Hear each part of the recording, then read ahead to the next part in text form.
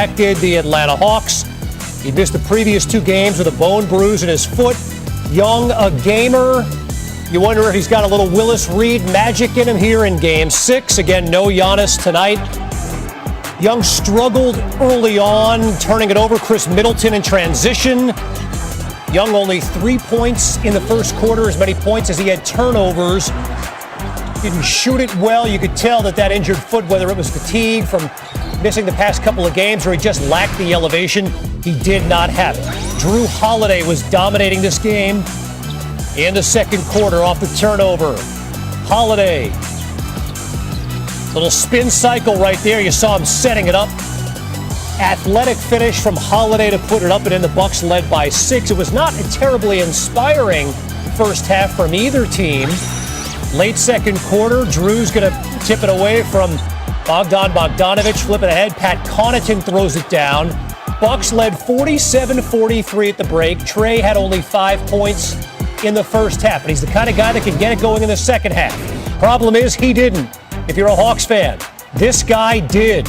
Chris Middleton struggled in the first half. 5 points, 5 turnovers, maybe trying to do too much.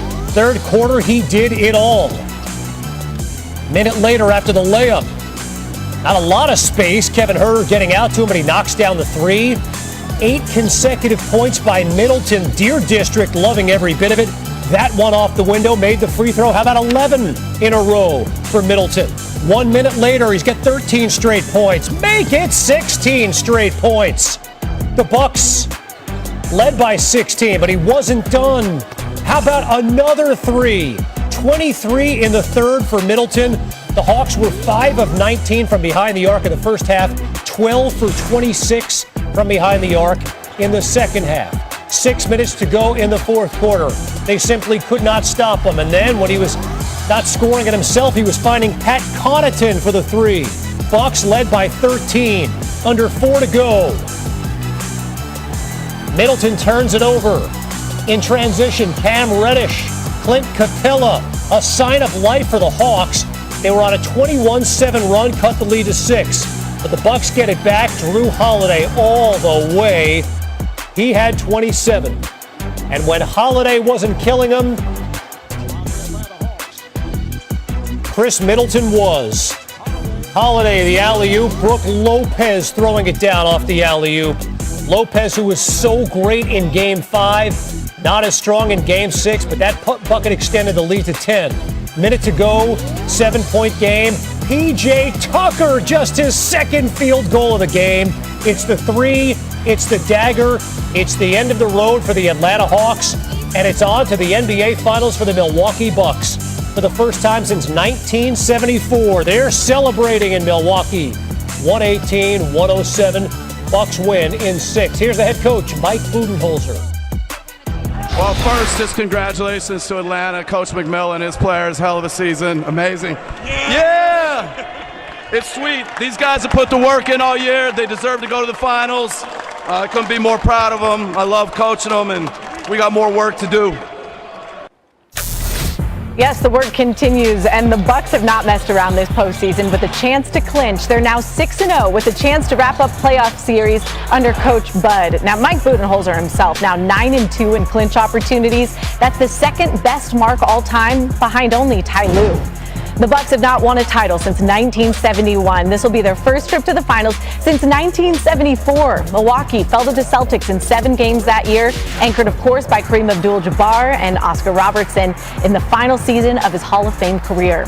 This finals means so much to both the Bucks and the Suns. No player on either team has ever won an NBA championship. Kevin, that stat is crazy to me. This marks the first NBA Finals where no players have previous rings since all the way back in 1977 when the Blazers played the Sixers. So now the Bucks have an opportunity to get some rings on those fingers. We now welcome in NBA analyst Tim Legler.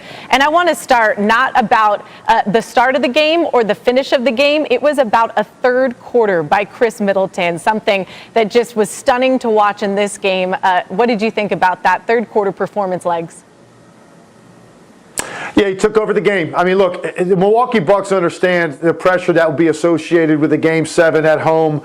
And you get that sense Phoenix went through the same thing. It's the last thing you want to experience because the pressure to make shots in that situation can be overwhelming for some guys. So Chris Middleton, I think, sensed that coming out of the locker room in that third quarter.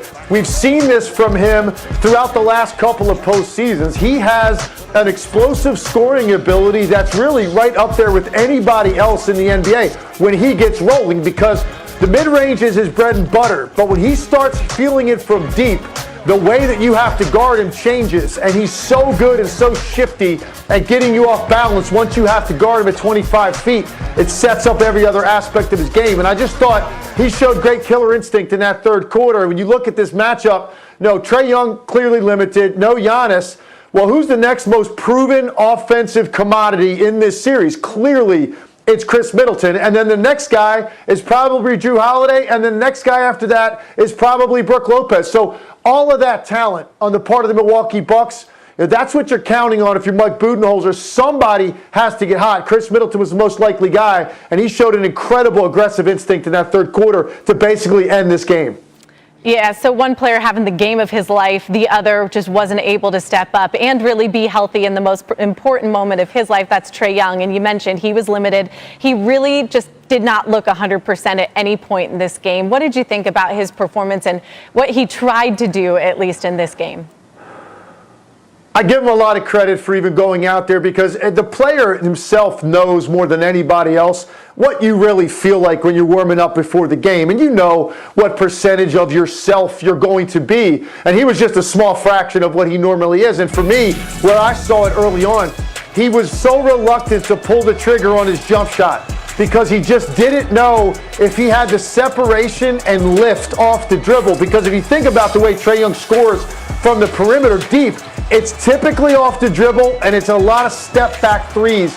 Well, to get that step-back three going to your left, which he loves to shoot, that means you're pushing off with that right foot. And you could just see, whenever he would go and get ready to go into that move, and you're thinking he's going to let it fly, he would not want to go ahead and take that shot because he just couldn't get off the ground, and he couldn't separate enough from the defender in his own mind to give himself clearance that he could get that shot off. He had some drives, had a couple of floaters, but the Bucks knew he was one-dimensional player. Once you knew that he was not going to be able to do damage from beyond the three-point line, and you could just funnel him into the paint the entire game, it just changed everything for Trae Young's night. So you feel terrible for him. The year that he had, the postseason run that he had, to have his season basically end on a fluke injury where he steps on an official's foot, you feel sick for him, really, in this moment. But give him credit. He wanted to gut it out. He did not want to be sitting on the sideline in case this was his team's last game. He went out there. He gave it his all, Ashley, but he just was clearly